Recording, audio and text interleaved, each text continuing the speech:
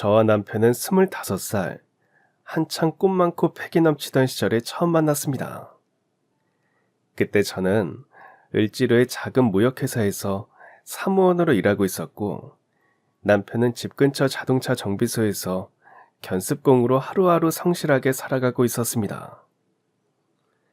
남편은 젊은 시절 불의의 사고로 한쪽 다리를 조금 절고 있었어요.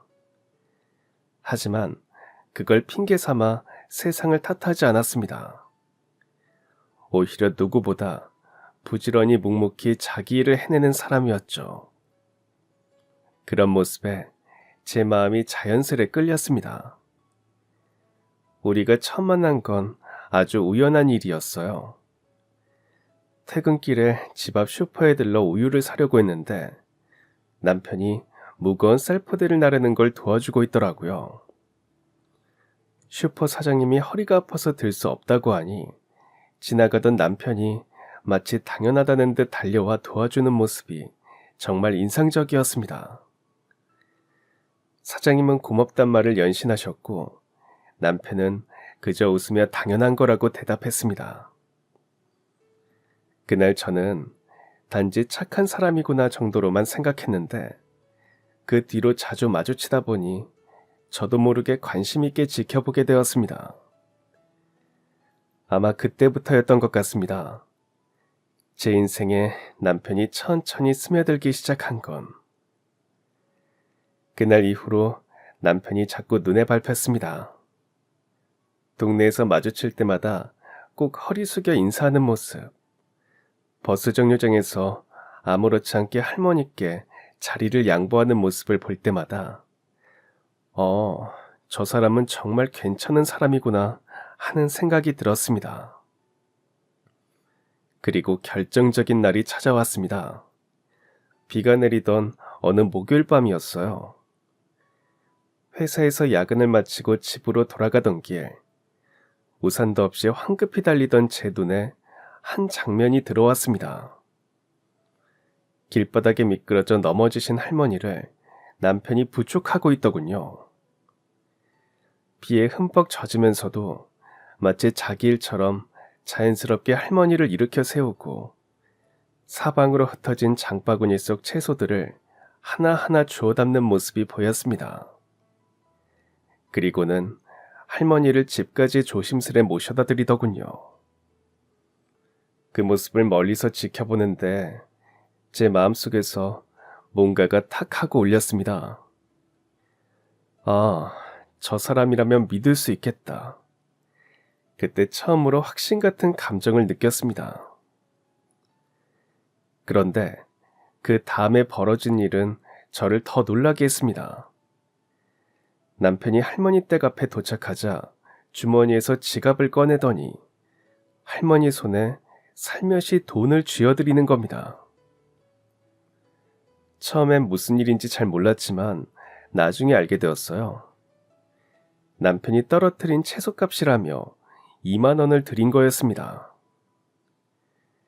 비에 젖은 모습으로 아무렇지 않게 돌아서던 남편의 뒷모습이 그날따라 유난히 크게 그리고 따뜻하게 제 마음속에 남았습니다. 그날 이후 저는 남편을 이전과는 전혀 다르게 보기 시작했습니다. 동네에서 우연히 마주치기만 해도 괜히 마음이 두근거렸고 혹시라도 그와 마주치지 못하는 날이면 아쉬움이 남았습니다. 며칠 후 더는 마음속에만 두고 있을 수 없다는 생각이 들었습니다. 퇴근길에 남편이 정비소 앞에서 일을 마치고 나오는 걸 보고 용기를 내어 먼저 말을 걸었어요. 안녕하세요. 지난번에 할머니 도와드리시는 걸 봤거든요. 정말 멋있었어요. 그걸 보셨군요. 당연히 해야 할 일을 한 건데 그렇게 말씀하시니 부끄럽네요. 남편은 귀까지 빨개지며 쑥스러워했지만 그 모습마저도 제 눈엔 따뜻하게만 보였습니다. 그날을 계기로 우리는 조금씩 대화를 나누기 시작했고 몇 번의 만남 끝에 자연스럽게 연인이 되었습니다. 남편은 늘 자신의 다리 때문에 미안해했습니다. 걷다 보면 속도가 느려질까봐 제가 혹시 힘들지 않을까 걱정했죠. 하지만 제겐 그게 전혀 문제가 되지 않았습니다.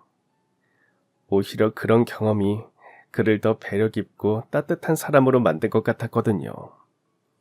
데이트도 특별한 건 없었습니다. 비싼 레스토랑 대신 한강공원에서 라면을 끓여 먹거나 집 근처 작은 찻집에서 차 한 잔을 나누며 시간을 보냈습니다. 그런데도 남편은 늘 저를 실망시킬까봐 조심스러워했어요. 다른 남자들처럼 멋진 데이트도 못하고 늘 이런 데이트만 해서 미안해요.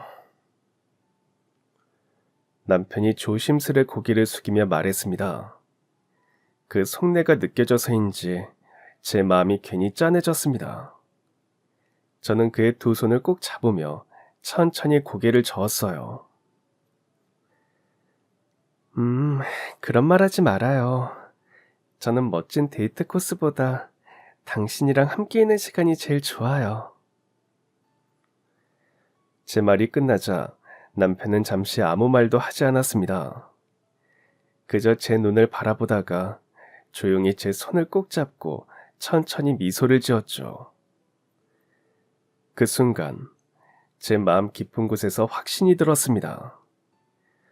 정말 이 사람이면 충분하다. 이 사람과 함께라면 어디서든 행복할 수 있다. 어느 날 비가 쏟아지던 날이었습니다. 남편이 저를 데리러 왔는데 우산이 하나뿐이었어요.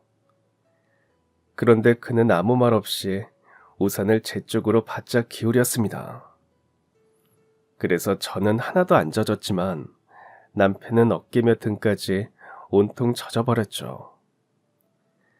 집에 도착해 그의 옷이 흠뻑 젖은 걸 보니 너무 미안했어요. 그런데도 남편은 환하게 웃으며 말했습니다. 괜찮아요. 나야 갈아입으면 그만인데 당신이 감기라도 걸리면 내가 얼마나 걱정되겠어요. 그 순간 제 마음속에서 무언가가 단단히 자리 잡았습니다. 아, 이 사람이라면 평생을 함께해도 좋겠다. 연애를 시작하고 6개월쯤 지났을 때 우리는 조심스럽게 결혼 이야기를 꺼냈습니다. 하지만 그 얘기가 부모님 귀에 들어가자마자 집안은 순식간에 얼어붙었습니다. 부모님은 단호하게 반대하셨습니다. 아니, 멀쩡한 사람들 중에도 좋은 인연이 얼마나 많은데 왜 하필 다리가 불편한 사람이니? 앞으로 살아가면서 네가 얼마나 힘들겠니? 결혼은 사랑만 가지고 하는 게 아니야. 살다 보면 현실이 발목을 잡을 수도 있어. 네가 젊을 땐 괜찮아도 몇 년만 지나도 알게 될 거야. 네가 감당하기 힘든 순간이 반드시 올 거야. 저는 아무 말도 할 수 없었습니다. 부모님 말씀 한마디 한마디가 다 제 마음을 후벼 파는 것 같았으니까요. 남편의 다리가 불편하단 사실이 부모님에겐 그저 장애로만 보였을 겁니다. 하지만 제게는 그게 전부가 아니었는데, 그런데도 그 얘기를 남편에게 차마 전할 수가 없었습니다. 혹시라도 상처가 될까 두려웠거든요. 저는 부모님의 반대에도 결혼을 하겠다고 마음먹었고, 그렇게 남편이 정식으로 집에 인사를 오게 되었습니다. 꽃다발과 선물을 한아름 들고 우리 집에 들어서는 그의 모습은 그동안 봐왔던 그 누구보다도 진지하고 간절해 보였습니다. 남편은 아버지 앞에 무릎을 꿇고 고개를 깊이 숙였습니다. 그 모습을 보는 순간 제 가슴이 먹먹해졌습니다. 하지만 아버지의 표정은 단단히 굳어 있었습니다. 잠시 침묵이 흐르더니 차갑게 말씀이 떨어졌습니다. 정수군, 서로를 위해서라도 결혼은 다시 생각했으면 좋겠네. 순간 방 안의 공기가 싸늘하게 얼어붙었습니다. 남편은 고개를 숙인 채 한참을 망설이다가 떨리는 목소리로 말했어요. 아버님, 정말 따님을 사랑합니다. 평생 곁에서 지키고 사랑하며 살겠습니다. 허락해 주십시오. 결혼이라는 게 사랑만으로 사라지는 게 아니야. 자네를 보게. 자네 상황과 형편으로 우리 딸을 어떻게 책임질 건가? 남편의 얼굴이 하얗게 질렸지만 끝내 아무 말도 하지 못했습니다. 그리고는 천천히 몸을 일으켜 조용히 집을 나섰습니다. 남편이 돌아간 뒤 저는 참았던 눈물을 쏟으며 부모님께 따졌습니다. 너무해요. 정소 씨는 성실하고 따뜻한 사람이에요. 저는 그 사람 없으면 안 돼요. 아버지는 화가 난 듯 목소리를 높였지만 그 안에 슬픔이 묻어 있었습니다. 지금은 사랑만 보이겠지. 하지만 몇 년 지나봐라. 그때 가서 후회하면 어떡할 거냐. 우리도 정수 씨가 싫어서 그러는 거 아니야.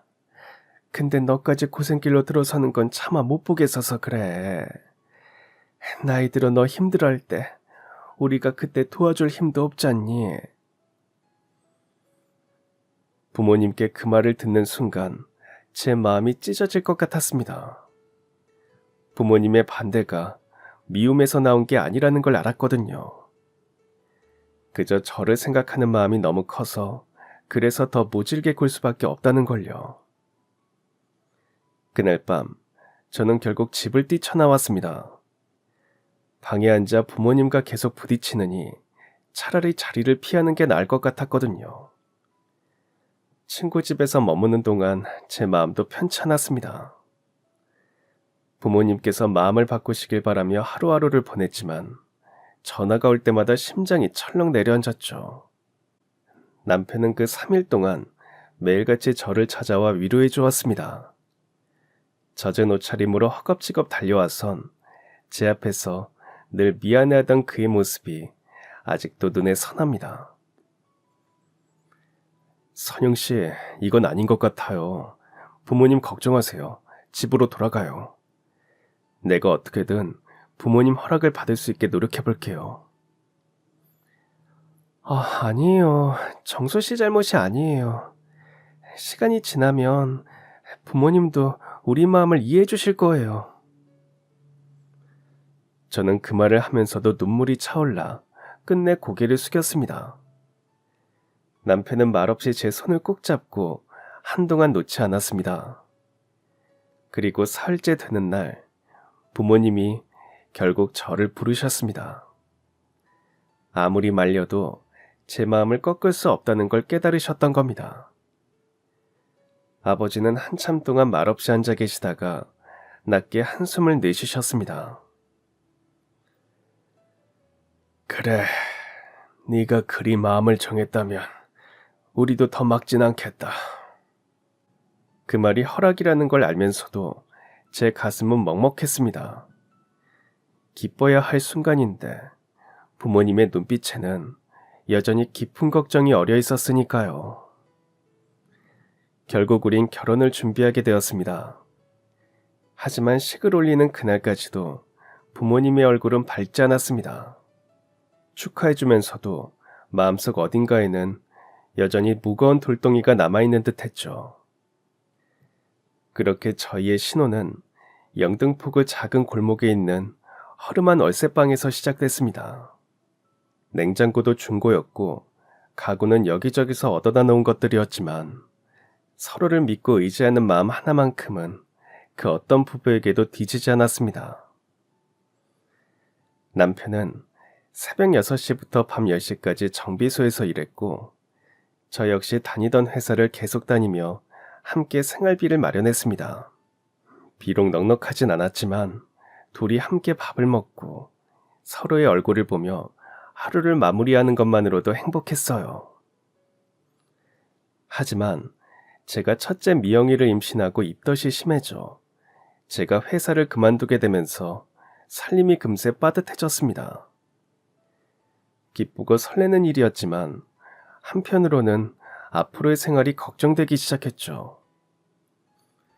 그러던 중 남편이 다니던 정비소 사장님이 건강이 악화되어 결국 폐업을 하게 되었습니다.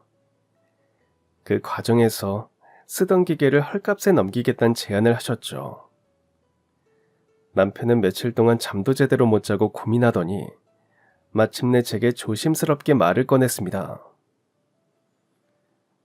우리 작은 공장 하나 해보면 어떨까? 언젠간 내 사업을 하고 싶었는데 지금이 기회인 것 같아. 그의 눈빛이 전과 달랐습니다. 두려움 속에서도 무언가를 꼭 이루고 싶다는 간절함이 느껴졌어요. 사실 제 마음은 온통 두려움뿐이었습니다. 그때 우리에게는 목돈이라고 할 만한 게 전혀 없었으니까요. 만약 실패라도 한다면 정말 밑바닥까지 떨어질 수도 있었습니다. 하지만 남편의 단단한 눈빛을 보자 저도 더는 두려움만 붙잡고 있을 순 없겠다는 생각이 들었습니다. 이 사람이 이렇게까지 하고 싶어 하는데 내가 믿지 않으면 누가 믿어주겠어.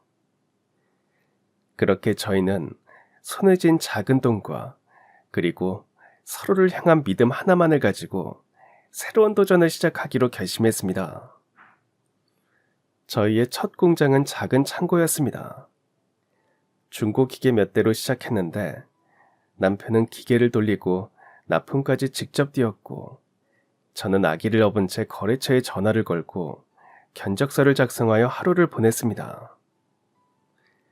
처음에는 모든 게 서툴고 힘들었어요. 일을 따내는 것부터 납품까지 하나하나 전쟁 같았습니다. 그래도 남편은 늘 최선을 다했고 저는 그런 남편을 믿으며 버텼습니다. 하지만 세상은 우리의 마음가짐만큼 따뜻하지 않았습니다. 어느 날은 거래처에서 도면을 잘못 주고도 우리 탓으로 돌렸습니다. 아, 이거 왜 이렇게 만든 거예요? 도면대로 안 했잖아요. 그게 무슨 말입니까? 도면대로 정확히 만든 겁니다. 그제야 자기들 실수였다는 걸 알면서도 결국 우리에게 손해를 떠넘기듯 이야기했죠.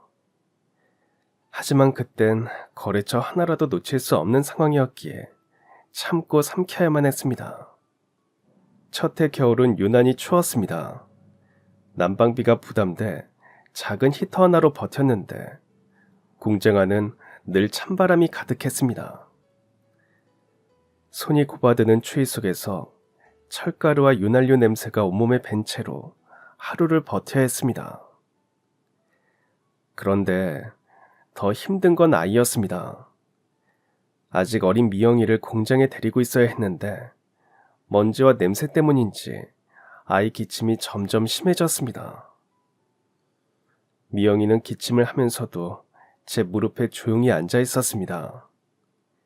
그 작은 어깨가 들썩이는 걸 보는데 가슴이 미어지고 눈물이 왈칵 쏟아졌습니다.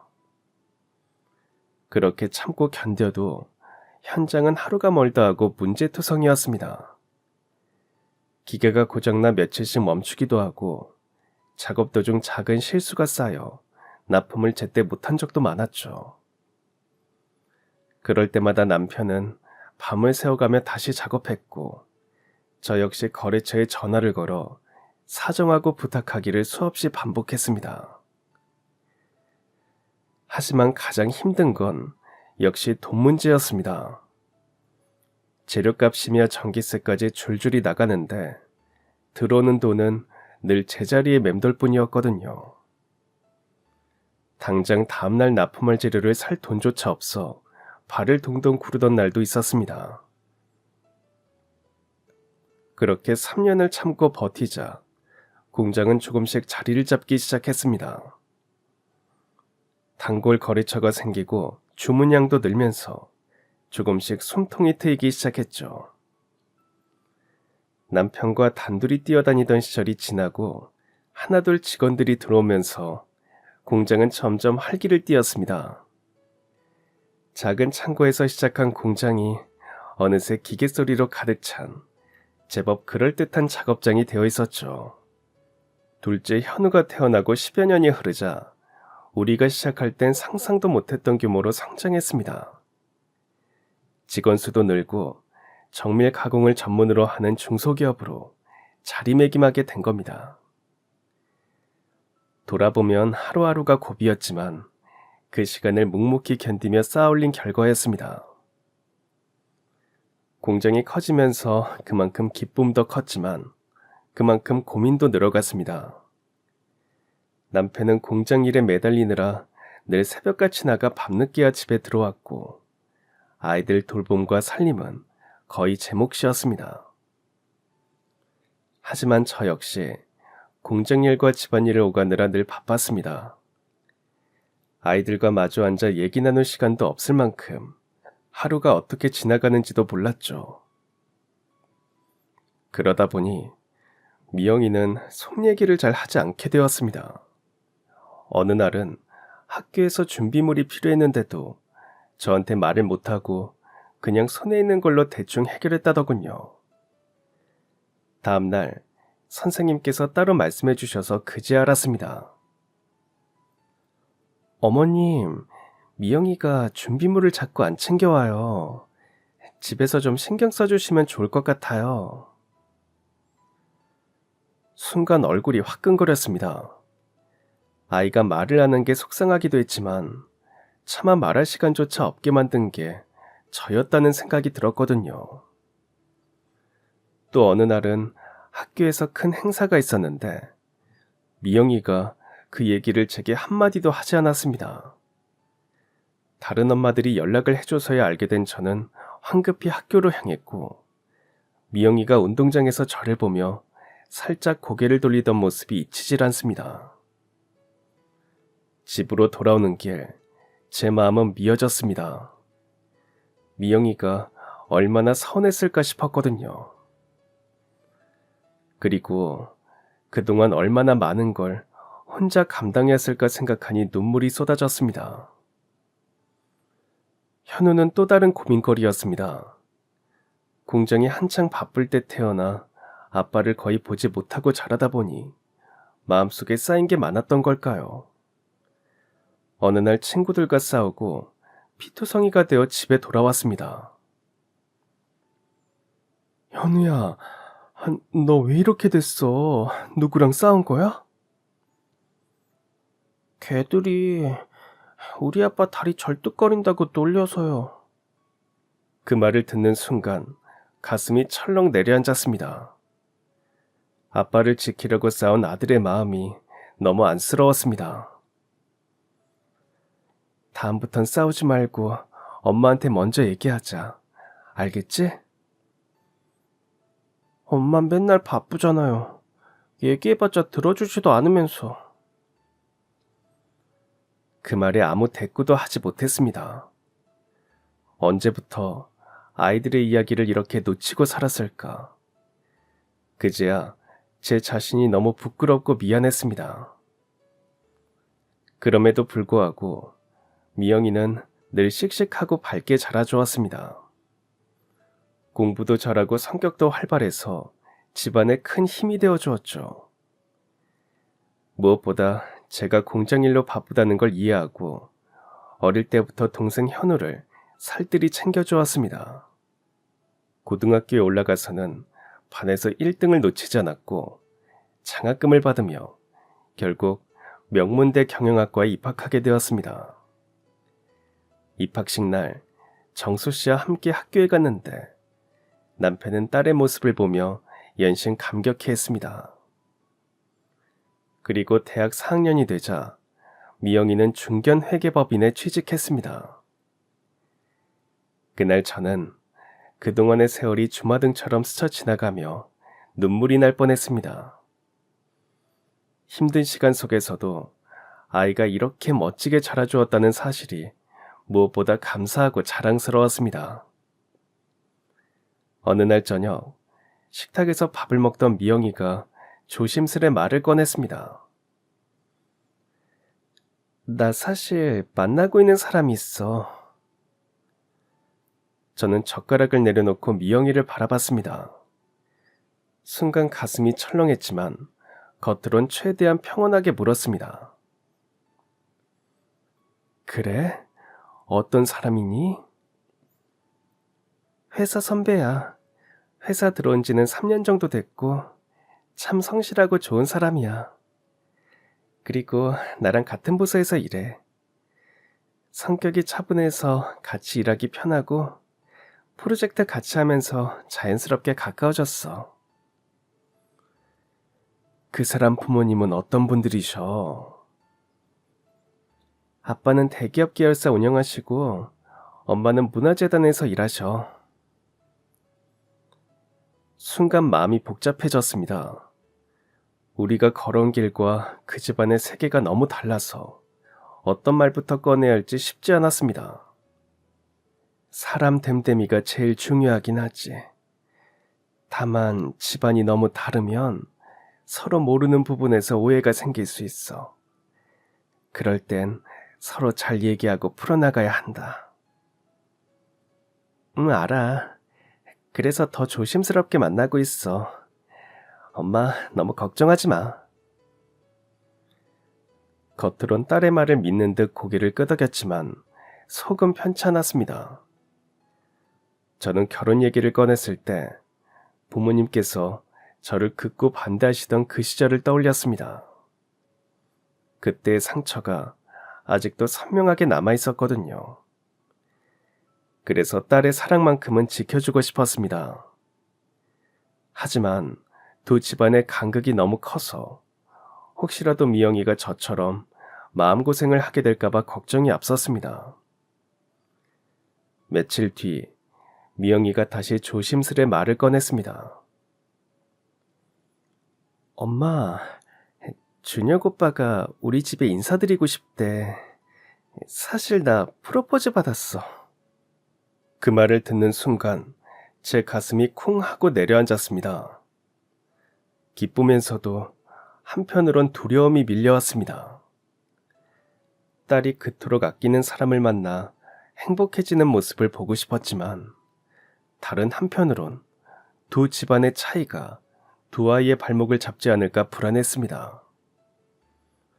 저는 그날 밤 혼자 부엌에 앉아 한참을 생각했습니다. 결국 중요한 건 그 사람이 어떤 사람인지, 그리고 두 아이가 함께 만들어갈 미래란 생각이 들더군요. 그렇게 마음을 다잡고 미영이의 남자친구를 만나보기로 결심했습니다. 그리고 얼마 뒤 미영이의 남자친구가 우리 집에 인사를 오게 되었습니다. 눈이 소복히 쌓인 겨울날이었는데 현관문을 열자 단정한 차림의 청년이 허리를 깊게 숙이며 인사했습니다. 식탁에 둘러앉아 이야기를 나누는 동안 그는 말투부터 행동까지 예의가 바르고 조심스러웠습니다. 우리 가족에게 편안하게 다가가려고 애쓰는 모습이 느껴졌습니다. 겉보기엔 흠잡을 데 없는 사람이었지만 그날 밤 설거지를 하면서도 제 마음속에는 작은 불안이 남아 있었습니다. 과연 두 아이가 앞으로 잘 해낼 수 있을까? 기대와 걱정이 뒤섞인 채로 마음이 쉽게 놓이지 않았습니다.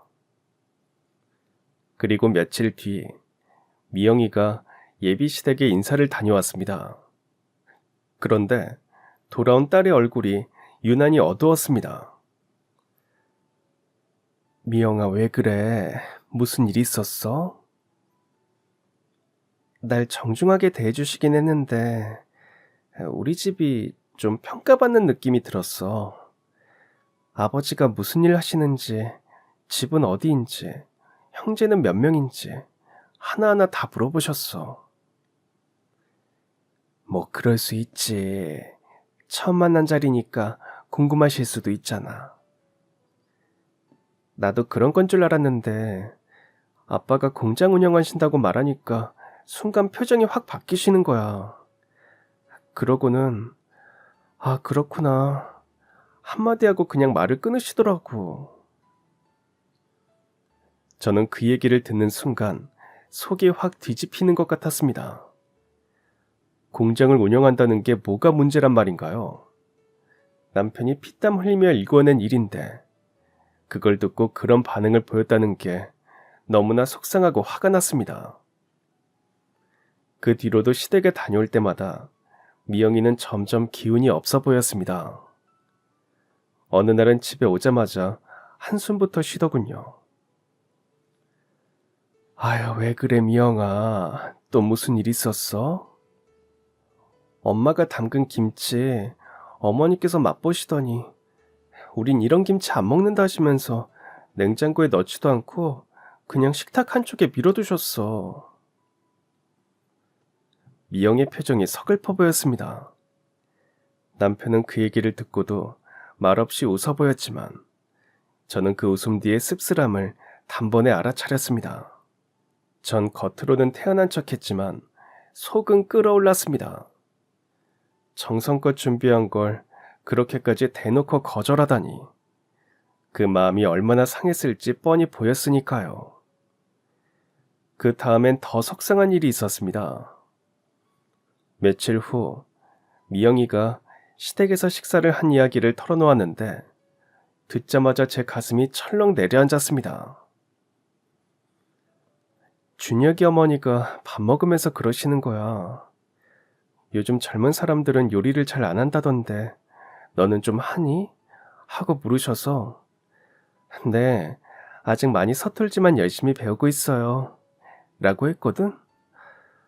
그랬더니 그렇구나. 그럼 우리 집 식구들 입맛에 맞출 수 있게 더 노력해야겠네. 라고 하시더라. 뭐라고? 그래서 너는 뭐라고 했어? 그냥 네 노력하겠습니다라고 대답했지. 근데 자꾸 내가 평가받는 것 같아서 너무 불편해. 나 이 결혼해도 되는 걸까? 준혁 오빠는 너무 사랑하는데 시어머니가 너무 무서워. 정말 그런 식으로 말씀하셨다고? 정말 그렇게까지 얘기하셨어? 그리고 아빠 다리가 불편하단 것도 알고 계시더라고. 어디서 들으셨는지는 모르겠는데 그런 환경에서 자란 아이가 과연 하면서 말씀하시는데 순간 숨이 턱 막히더라. 그 말을 듣는 순간 제 속이 확 끓어올랐습니다. 남편이 다리 좀 저는 게 무슨 대수라고 그런 말을 하다니 참을 수가 없었죠. 아니 그게 무슨 말이야? 너무 예의 없이 말하는 거 아니니? 엄마 화내지 마. 나도 그 자리에서 뭐라고 하고 싶었는데 괜히 분위기만 더 나빠질까봐 그냥 참았어. 아니, 그건 참을 일이 아니야. 아무리 그래도 우리 가족을 그런 식으로 말하면 안 되지. 그날 밤 저는 남편에게 그 얘기를 털어놓았습니다. 남편은 한참 말없이 듣더니 천천히 고개를 숙였습니다. 결국 내 다리 때문에 우리 미영이만 고생하는 것 같네. 여보, 그런 말 하지 마요. 당신 잘못 아니에요. 사돈댁이 이렇게 나오는데 차라리 이 결혼 안 시키는 게 낫지 않을까 싶어요. 그래도 미영이가 좋아하는 사람이잖아. 우리가 반대한다고 하면 아이 마음이 어떻겠어. 우리도 마음고생했던 거 기억 안 나? 남편의 말에 저는 아무 대답도 하지 못했습니다. 딸의 행복을 지켜주고 싶으면서도 가족이 상처받는 걸 그냥 두고만 봐야 하나 마음이 복잡했습니다. 설상가상으로 그 무렵 공장에 큰일이 터졌습니다. 금융위기가 닥치면서 경기가 급격히 얼어붙자 거래처 몇 곳에서 연달아 부도가 나버린 겁니다. 며칠 전까지만 해도 함께 웃으며 일 얘기를 나누던 거래처 사장들이 하나둘 연락을 끊더니 결국엔 회사 문을 닫는다는 소식만 남기고 사라졌습니다. 우리가 납품한 물건값은커녕 앞으로의 거래마저 중단되니 공장 자금 사정은 순식간에 바닥을 드러냈습니다. 가장 큰 거래처에서도 죄송하지만 당분간 거래를 중단하겠다는 연락이 왔을 때 저와 남편은 그 자리에 주저앉을 수밖에 없었습니다. 직원들 월급날이 코앞인데 줄 돈조차 없었던 겁니다. 남편은 밤새 공장에 남아 기계를 돌리며 머리를 싸맸고 저는 거래처마다 전화를 걸며 사정했지만 돌아오는 답은 늘 같았습니다. 우리도 힘들다. 지금은 도와줄 수 없다. 아무리 매달려도 소용이 없었습니다. 그 와중에 미영이는 결혼 준비로 한창 바빴습니다. 하지만 집안의 상황을 모를 리가 없었고 미영이의 얼굴엔 늘 근심이 가득했습니다. 엄마, 공장 많이 힘든 거죠? 괜찮아. 네가 걱정할 일 아니야. 근데 시댁에서도 우리 집 형편을 아시는 것 같아. 준혁 오빠가 그러더라고. 어머니가 요즘 중소기업들 많이 어렵다던데 우리 집은 괜찮냐고 은근슬쩍 물어보셨대. 저는 그 얘기를 듣고 가슴이 철렁 내려앉았습니다. 아직 우리 사정이 밖으로 알려진 것도 아닌데 그쪽에서까지 눈치를 보고 있다는 게 너무나 서글펐습니다. 그런 상황에서 미영이의 상견례 날짜가 다가왔습니다. 공장이 이런 상황에서 도저히 웃으며 앉아있을 여유가 없어 미영이에게 이번 한 번만 더 미루자고 했습니다. 미영아, 우리 사정 좀 나아지면 그때 하자. 지금은 도저히 상견례를 할 상황이 아니야. 엄마, 나도 그러고 싶은데 어머니께서 날짜를 바꾸기 어렵다고 하셔. 계속 미루면 파혼 얘기까지 나올 것 같아. 준혁 오빠도 부모님 설득하기가 어려운가 봐. 자기도 우리 입장 이해는 하지만 이번엔 그냥 예정대로 진행했으면 좋겠다고 하고. 저는 그 말을 듣고 속이 복잡해졌습니다. 평소에는 우리를 못마땅해 하던 사돈댁이 왜 상견례 날짜만큼은 한사코 미루지 않으려는지 이해할 수가 없었습니다. 그때 준혁이가 직접 전화를 걸어왔습니다. 어머니 안녕하세요. 갑작스레 연락드려 죄송합니다. 요즘 사정이 많이 어려우시다는 거 미영이한테 들었어요. 죄송하지만 부담되시더라도 예정대로 진행했으면 하는데 괜찮으실까요? 그래, 준혁아. 우리가 요즘 정신이 좀 없어서 그랬어. 너희 마음도 아니까 한번 생각해 볼게. 전화를 끊고 나니 마음이 더 무거워졌습니다. 속이 까맣게 타들어가면서도 딸의 마음을 생각하면 마냥 상견례를 미룰 수도 없는 노릇이니까요. 상견례 전날까지도 공장은 그야말로 난리였습니다.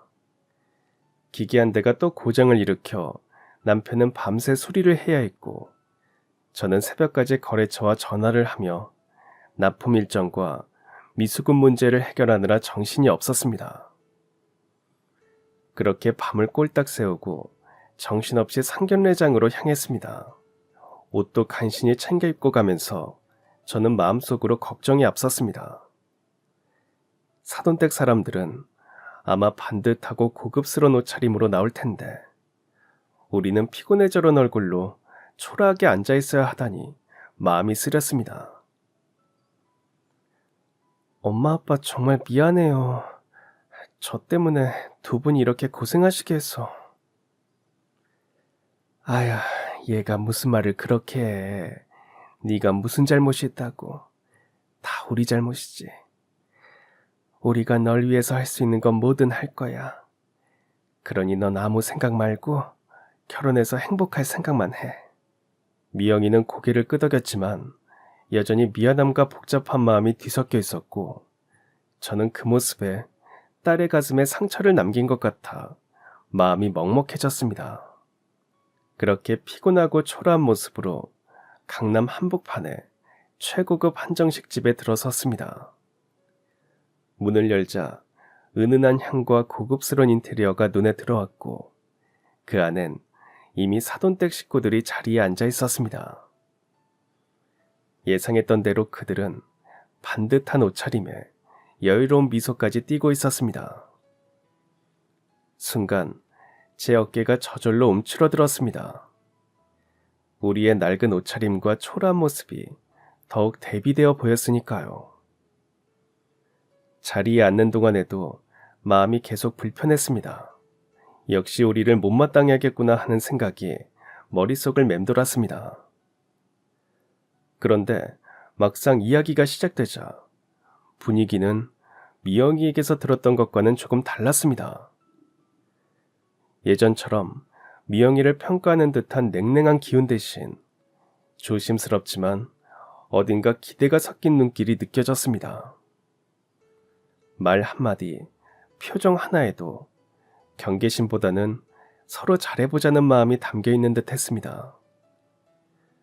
그 낯선 분위기에 저는 잠시 말을 잃고 그들의 얼굴을 바라보기만 했습니다. 식사가 한창 이어지던 중 바깥 사돈이 잠시 숟가락을 내려놓으며 조심스레 입을 열었습니다. 목소리에는 어딘가 떨림이 묻어 있었습니다. 혹시 젊으셨을 때 다리를 다치셨다고 들었습니다. 실례가 안 된다면 그때 어떤 일이 있었는지 여쭤봐도 되겠습니까? 아, 예. 다친 건 오래전 일입니다. 벌써 30년도 더 됐습니다만 그게 왜 궁금하신지.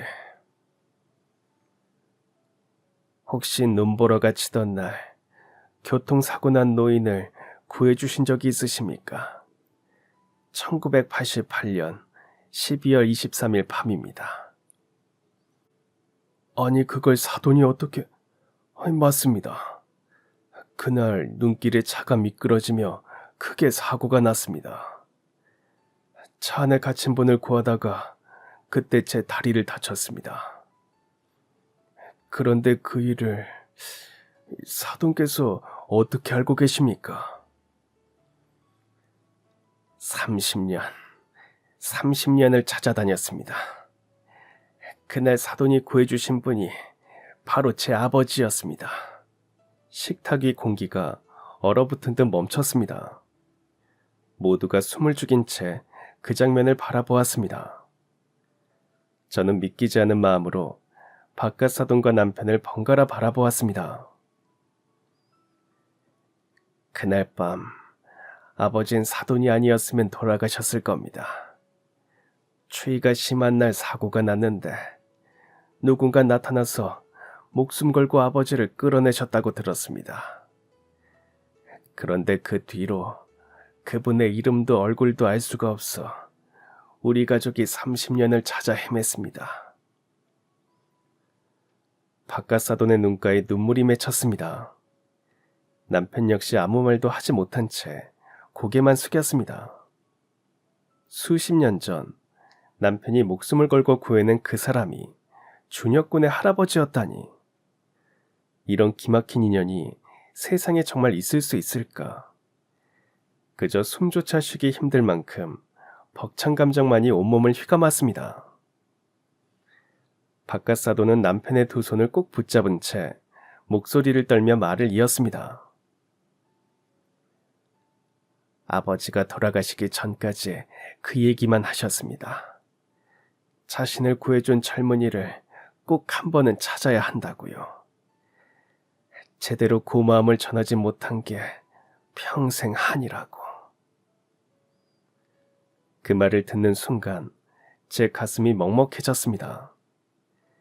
남편 역시 깊은 숨을 고르며 30년 전 그날을 떠올렸습니다. 남편은 그날 일이 우연히 벌어졌다고 했습니다. 집에 급한 일이 생겨 평소보다 일찍 퇴근해 돌아가던 길이었다고 합니다. 눈보라가 몰아쳐 앞이 보이지 않을 만큼 시야가 흐려졌는데 갑자기 쾅 하는 소리가 들려와 서둘러 달려갔다고 했습니다.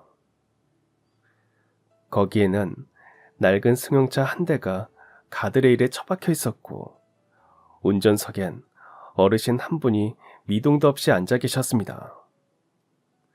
문은 심하게 찌그러져 열리지 않았고 남편은 두 손으로 문을 억지로 잡아당겨 결국 차를 열어야 했습니다. 그 과정에서 다리가 철판에 베었지만 아픈 줄도 몰랐다고 했습니다. 그땐 그저 어르신을 꺼내는 것밖에 생각이 안 났습니다. 119가 와서 어르신을 모셔간 걸 확인하곤 저도 급히 집으로 향했죠. 그때 남편은 편찮으신 아버지를 모시고 있어 병원으로 빨리 가야 했던 상황이었기에 자신을 밝히지 못하고 떠났다고 했습니다. 바깥사도는 눈가가 붉어진 채 말을 이었습니다. 아버지가 그날 의식을 잃으셨는데 병원에서 깨어나시자마자 그 젊은이를 꼭 찾아야 한다고 하셨습니다. 그 젊은이가 당신을 구하다가 다리까지 크게 다쳤다며 평생 그 은혜를 갚아야 한다고 하셨습니다. 바깥사돈의 눈가에는 어느새 눈물이 그렁그렁 맺혔습니다. 남편 역시 입술을 꼭 다문 채 말없이 앉아 있었고 식탁에 둘러앉은 모든 사람들은 숨조차 쉬지 못한 채 그 이야기를 들었습니다. 그렇게 30년을 찾았는데 평생의 은인이 바로 제 사돈이셨다니 아직도 믿기지가 않습니다. 그 말을 듣는 순간 제 숨이 턱 막히는 듯 했습니다. 그동안 마음속에 엉켜있던 실타래가 한순간에 풀리는 것 같았습니다. 마치 보이지 않는 힘이 우리를 이 자리에 불러 모은 듯한 기분이 들었습니다. 그동안 딸의 결혼 문제로 밤마다 가슴을 졸이며 불안해했던 시간들이 스르르 사라지는 듯 했습니다. 그리고 그 자리에 남은 건 감사함과 벅참뿐이었습니다.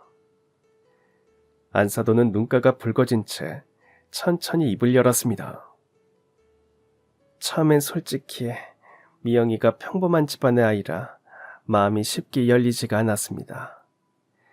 이런 자리에 이런 얘기를 드리기 민망하지만 사실 준혁이 형이 예전에 집안 형편 때문에 우리 집에 접근한 아이와 만나면서 크게 상처를 받은 적이 있었습니다.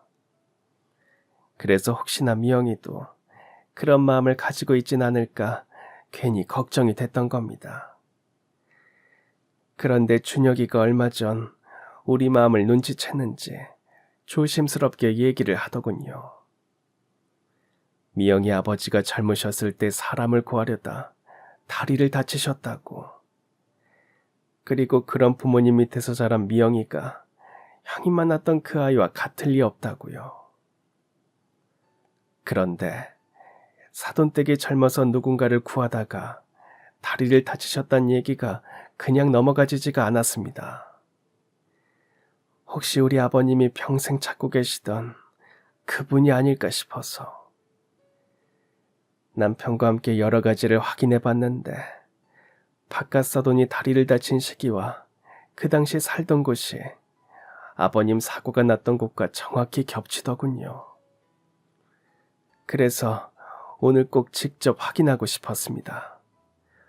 혹시라도 또 이 인연을 놓치면 평생 후회할 것 같았으니까요. 그제야 저는 사돈댁이 상견례 날짜를 그토록 서두르던 이유를 깨달았습니다. 우리가 아무리 사정을 이야기해도 미루지 않으려 했던 것이 단순히 예의 때문만은 아니었습니다. 혹시라도 30년 동안 애타게 찾던 그 인연을 또다시 놓칠까봐 그 마음이 너무 간절했기 때문이었습니다. 솔직히 사돈댁 사정도 안 좋은데 이렇게 상견례를 하는 게 도리가 아니라는 걸 알면서도 이 인연을 놓치면 평생 후회할 것 같다는 생각이 들었습니다. 그래서 어떻게든 상견례 자리를 꼭 마련하고 싶었어요. 그 말을 듣는 순간 제 마음속에 켜켜이 쌓여있던 서운함이 스르르 풀려나갔습니다. 그동안의 오해와 불안이 하나씩 걷히며 가슴 깊은 곳에서 따뜻한 안도감이 밀려왔습니다. 그동안 우리를 무시한다고 생각했는데 사실은 그런 이유가 있었던 거였습니다. 바깥사돈은 저희 공장이 어렵다는 이야기를 들었다며 준비해온 서류를 내밀었습니다. 30년 전 우리 아버지를 살려주신 그 은혜를 이제라도 조금은 갚고 싶습니다. 사돈께서 도와주신 덕분에 우리 가족이 지금까지 존재할 수 있었으니까요. 사돈이 내민 종이에는 바깥사돈이 운영하는 계열사와의 계약 내용이 적혀 있었습니다. 앞으로 안정적인 물량을 꾸준히 맡기겠다는 약속이었고, 거래 조건도 우리 쪽에 최대한 유리하게 조정되어 있었습니다. 저와 남편은 그 자리에서 아무 말도 할 수 없었습니다. 그저 멍하니 서류만 바라보고 있었죠. 아유, 이렇게까지 하시는 건 저희가 너무 부담스럽습니다. 부담으로 생각 마십시오. 이건 그저 은혜를 조금이나마 갚기 위해 제가 할 수 있는 최소한의 일입니다.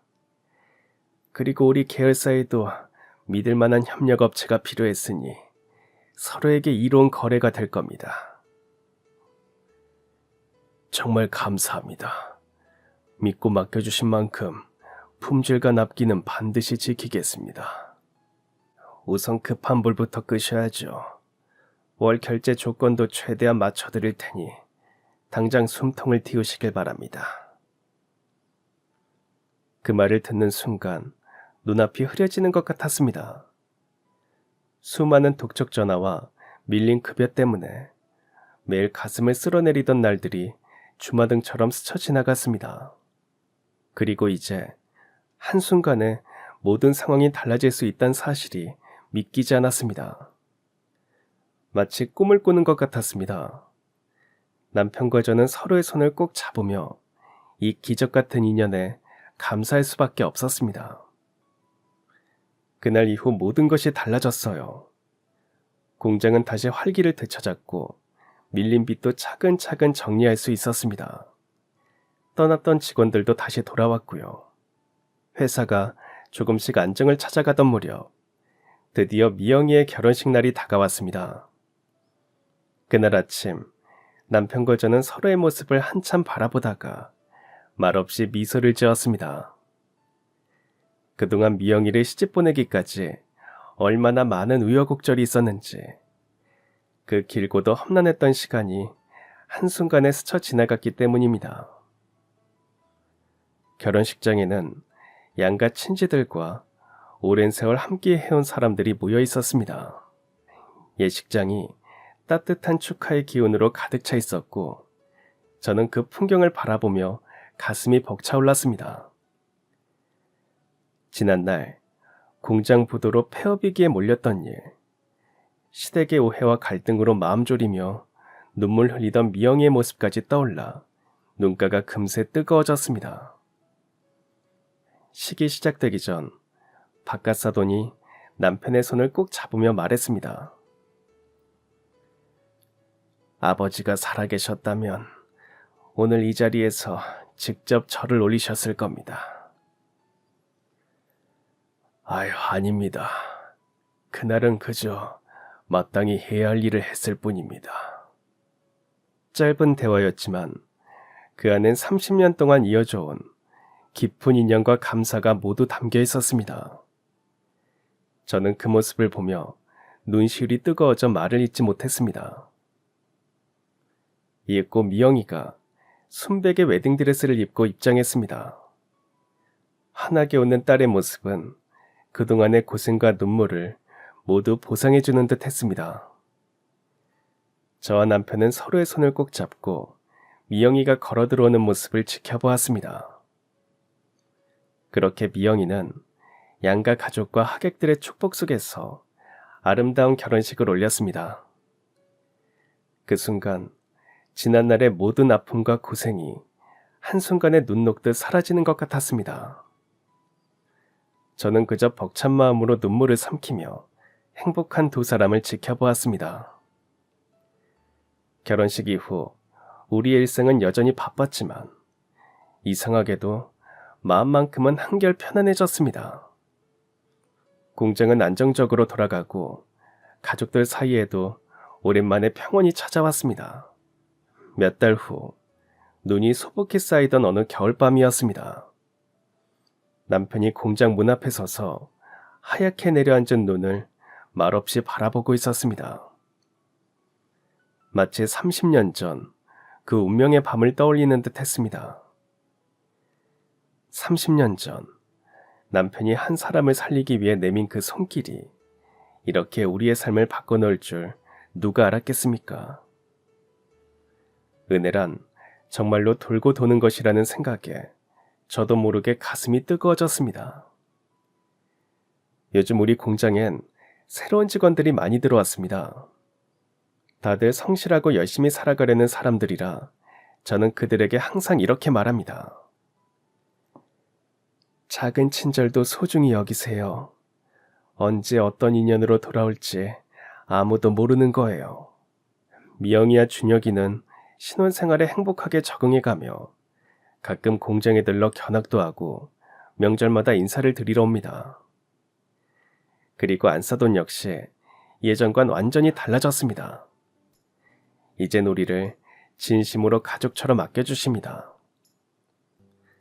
삶은 참 신비로운 인연으로 이어져 있음을 그날 이후 더 깊이 느끼게 되었습니다. 그래서 오늘도 저는 성실하게 그리고 사람다움을 잃지 않으려 합니다. 어디서 또 어떤 만남이 우리를 기다리고 있을지 모르니까요. 남편의 작은 선행 하나가 우리 가족의 삶을 이렇게 크게 바꿔놓았듯 작은 친절이 결국 가장 큰 복으로 돌아온다는 걸 저는 이제 온 마음으로 믿게 되었습니다. 그럼 지금까지 사연 들어주셔서 감사합니다. 사연이 재밌으셨다면 구독과 좋아요 부탁드려요. 감사합니다. 안녕히 계세요.